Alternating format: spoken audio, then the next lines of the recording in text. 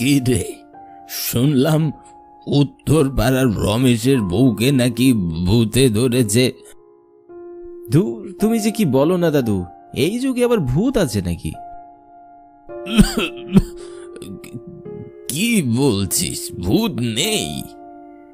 একবার যদি ভূতের খপ্পরে পড়িস তাহলেই বুঝবি ভূত আছে কি নেই। ও দাদু, তুমি ভয় দেখিও না তো দাদু, এমনিতে এই বৃষ্টিতে ভালো লাগছে না। দাদু, চা খেতে খেতে একটা তাহলে গল্প শোনাও দেখিনি।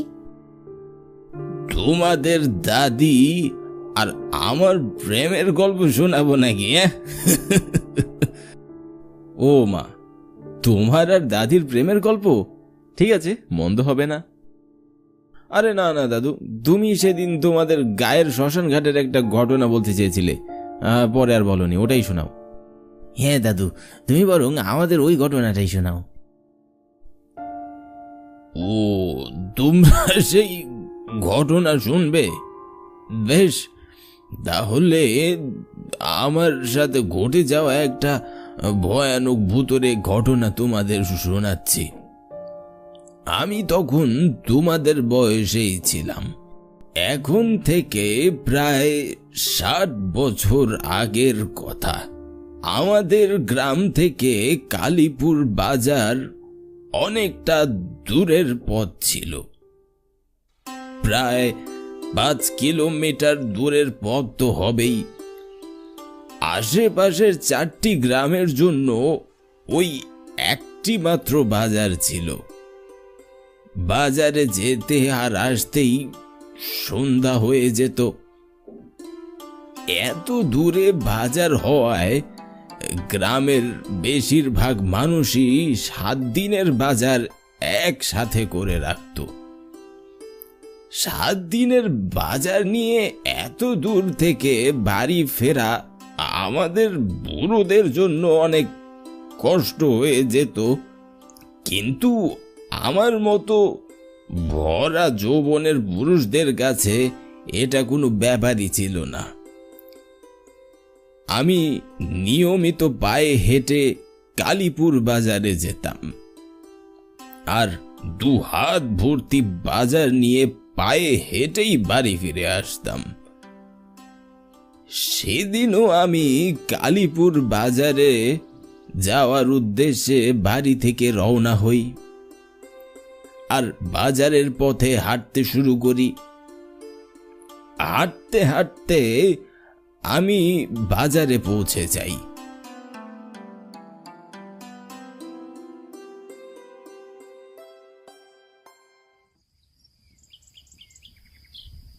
বাজার শেষ করে বাড়ি ফিরবো এমন সময় শ্যামল কাকার সাথে আমার দেখা হয়। শ্যামল কাকার বাড়ি উত্তর পাড়ায়, আমার বাবার বন্ধু। শ্যামল কাকা আমাকে দেখে বললেন, কিরে বাচ্চা, কেমন আছে? ভালো আছি কাকা, আপনার খবর কি? কাকি কেমন আছে? আচ্ছা বাচ্চা, তোর কাকেও ভালো আছে। তা কাকা, আপনারা তো আর আমাদের গ্রামেই আসেন না। আমাকে গ্রামের পথ কি ভুলে গেলেন নাকি? আরে না রে বাচ্চা, এই সময় হয় না, এই কামে পড়ে থাকি। আচ্ছা চল, 1 কাপ চা খাই। আমি শ্যামল চাচার সাথে পাশের এক হোটেলে খেতে গেলাম।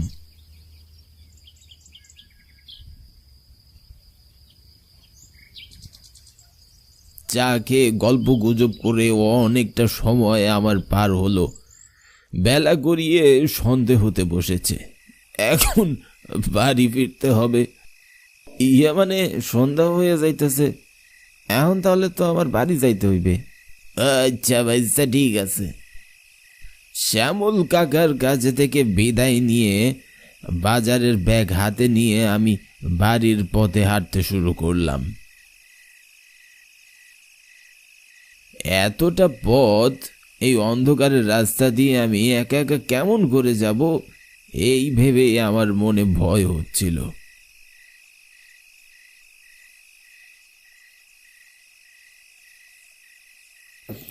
এমন সময় হাট থেকে একটা গরুর গাড়ি আসতে দেখলাম। গরুর গাড়ি দেখে আমি কিছুটা স্বস্তি পেলাম। আমি খুশি হয়ে গেলাম। আমাকে দেখে গরুর গাড়িওয়ালা গাড়ি থামিয়ে বলল, এই অন্ধকার রাস্তায় বাজার নিয়ে পায়ে হেঁটে গেলে সকাল হয়ে যাবে। রাস্তাটা এ পথে বিপদ হতে পারে। ওঠো ওঠো, গাড়িতে ওঠো। আমি আর কোনো কথা না ভেবেই গাড়িতে উঠে পড়লাম। সে সময় গ্রামের রাস্তাঘাট ততটা উন্নত ছিল না। যাতায়াতের জন্য গরুর গাড়ি ব্যবহার করা হতো। আমি গাড়িতে উঠে দেখলাম গাড়িতে আরো দুজন লোক ছিল, একজন মহিলা আর একজন পুরুষ। দেখে মনে হচ্ছে ওনাদের নতুন বিয়ে হয়েছে। কারো মুখে কোনো কথা নেই। গরুর গাড়ি চলে চলেছে গায়ের আঁকা পাকা মেঠো পথ ধরে।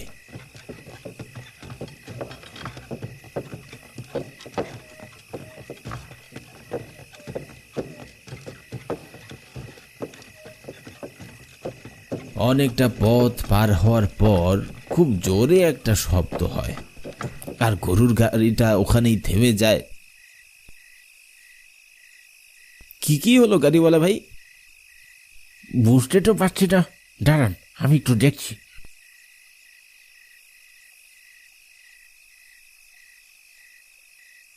গাড়ির চাকা ঢিলে হয়ে গেছে, খুলে আবার নতুন করে লাগাতে হবে। তা না হলে গাড়ি আর সামনের দিকে এগোবে না। আপনারা একটু গাড়ি থেকে নেমে পড়ুন। আমরা আর কথা না বাড়িয়ে গাড়ি থেকে নেমে পড়লাম। গাড়ির চাকা ঠিক করতে করতে বেশ অনেকখানি সময় কেটে যায়। আমাদের কারো কাছেই সে সময় ঘড়ি ছিল না বলে রাতে তখন ঠিক কটা বাজে তা বুঝতে পারছিলাম না। একটা সময় অধৈর্য হয়ে গাড়িওয়ালাকে বললাম, আরে ও গাড়িওয়ালা ভাই, গাড়ির কি হলো? ঠিক হয়েছে? এই তো এই ঠিক হয়ে গেছে, আপনারা গাড়িতে উঠে বসে পড়ুন। তারপর আমরা আবারও গাড়িতে উঠে বসে পড়লাম। জনমানবহীন এতটা ফাঁকা রাস্তায় গরুর গাড়ি ছুটে চলেছে। মাঝে মাঝে দুই একটা ঝিঝি পোকাও দেখা যাচ্ছে, আর ব্যাংকের শব্দও শোনা যাচ্ছে।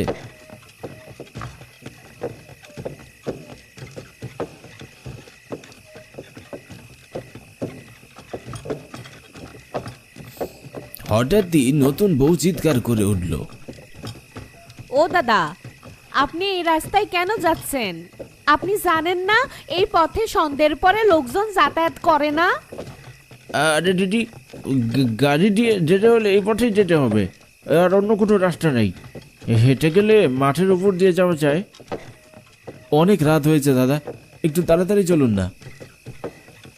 তারপর আমাদের গরুর গাড়ি আবারও গায়ের নিস্তব্ধ রাস্তা দিয়ে চলতে শুরু করলো।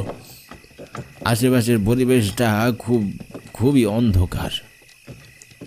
চাঁদের আলো যেন গাছপালা ভেদ করে গায়ের রাস্তায় পড়ছে। সামনেই একটা পরিত্যক্ত শ্মশান ঘাট আছে। শুনেছি সেখানে অনেক প্রেতাত্মারা থাকে। তাই শ্মশান ঘাটের 2-4 কিলোমিটার এলাকা জুড়ে কোনো মানুষ বসবাস করে না, আর সন্ধ্যার পর এই রাস্তা দিয়ে লোকজন যাতায়াত করে না।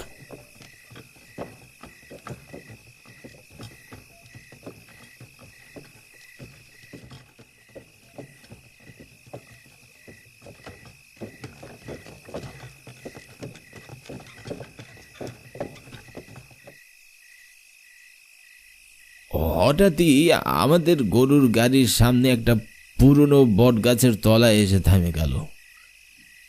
কেন যেন বুকের ভেতরটা ভয়ে কেঁপে উঠল। বুঝতে পারছি না দাদা, সামনে কি যেন একটা পড়ে আছে, অন্ধকারে ভালো করে দেখাও যাচ্ছে না। গাড়িটা একটু সামনে যেতেই আমরা সকলে ভালো করে তাকিয়ে দেখলাম আমাদের গাড়ির সামনে অনেক বড় একটা গাছ পড়ে আছে। কোনো ঝড় নেই, বৃষ্টি নেই, রাস্তার মধ্যে এত বড় একটা গাছ পড়ে আছে কি করে? বুঝতে পারছেন না দাদা, এটা শ্মশান ঘাটের তেনাদের কাজ। আমি আগেই এই পথ দিয়ে আসতে মানা করেছিলাম। আরে দিদি, এত অস্থির হবেন না তো, একটু অপেক্ষা করুন না। এভাবে এই অবস্থায় আপনি অপেক্ষা করতে বলছেন? অনেক সময় রাতের বেলা পথের মধ্যে এভাবে গাছ পড়ে থাকতে দেখা যায়, আবার নিজে থেকেই গায়েব হয়ে যায়। গাড়িওয়ালার কথা মতো আমরা অপেক্ষা করতে লাগলাম। সামনে তাকালেই শ্মশান ঘাট দেখা যাচ্ছে। ভয়ে বুকটা কেমন ধুক ধুক করে কাঁপছে, গলা শুকিয়ে আসছে। আমি আর এখানে অপেক্ষা করতে সাহস পাচ্ছিলাম না। এমন সময় সুন্দর একটা হাসির শব্দ শুনতে পেলাম। ও গাড়িওয়ালা দাদা, এখনো দাঁড়িয়ে দাঁড়িয়ে অপেক্ষা করছো কে? তাড়াতাড়ি গাড়ি ঘুরিয়ে বাজারের দিকে চলো, কাল সকালে না হয় আমরা বাড়ি ফিরে যাব। বউটার কথা মতো গাড়িওয়ালা যখনই গাড়ি ঘোরাতে যাবে তখনই আমরা লক্ষ্য করে দেখলাম আমাদের গাড়ি ঠিক পেছনে আরো একটা বড় গাছ পড়ে আছে। ভয়ে আমাদের সকলের হাত পা ঠান্ডা হয়ে আসছে। আমাদের তখন কি করা উচিত আমরা বুঝতে পারছিলাম না। আমাদের মাথায় কোনো বুদ্ধি কাজ করছিল না। এই মহাবড় ঝামেলায় পড়লাম বাবু, এখন আমরা কি করব? হে ভগবান, এই অমঙ্গল থেকে আমাদের লোক রক্ষা করো।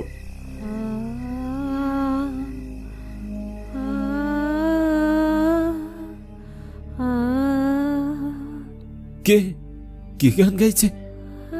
মিষ্টি কণ্ঠ, এত মিষ্টি কণ্ঠ আমি এর আগে কখনো শুনিনি।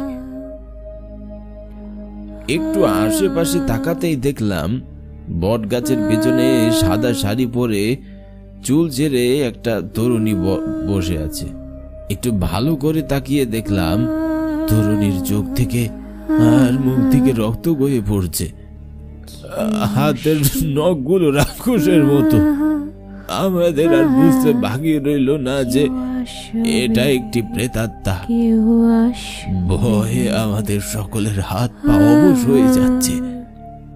প্রেতাত্মাটাকে আমাদের ঠিক আগে আসতেই দেখে ভয়ে আমার হাত পা থরথর করে কাঁপতে শুরু করে। বউটা অজ্ঞান হয়ে যায়। আমাদের কারো গলা দিয়ে কোনো স্বর বের হচ্ছে না। প্রেতাত্মাটা রেগে মেগে আমাদের বলল, এই, তোদের এত বড় সাহস, তোরা আমার বাড়ির সামনে দিয়ে চলাচল করিস? তোদের মানা করেছি না তোরা এই পথ দিয়ে চলাচল করবি না, তাও কেন আমাকে বারবার বিরক্ত করতে আসিস? আজ আমি তোদের উচিত শিক্ষা দিব, উচিত শিক্ষা দিব। ও প্রেতাত্মা, আমাদের ক্ষমা করে দাও, আমরা বড় ভুল করে ফেলেছি।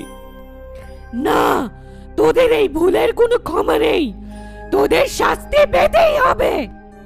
দয়া করে তুমি আমাদের দয়া করো, দোহাই তোমার। হ্যাঁ, আমরা আর কোনোদিন এই পথে আসবো না, শেষবারের মতো ক্ষমা করে দাও। যা, চলে যা, চলে যা এখান থেকে, আর কোনোদিন এই পথে আসবি না। প্রেতাত্মা এ কথা বলার পর আমরা সকলে যে যার মতো ছুটতে শুরু করলাম। কেউ কারো দিকে তাকালাম না, দৌড়াতে দৌড়াতে বাড়ি চলে এলাম। তারপর থেকে আমি আর কখনোই সেই পথে যাইনি।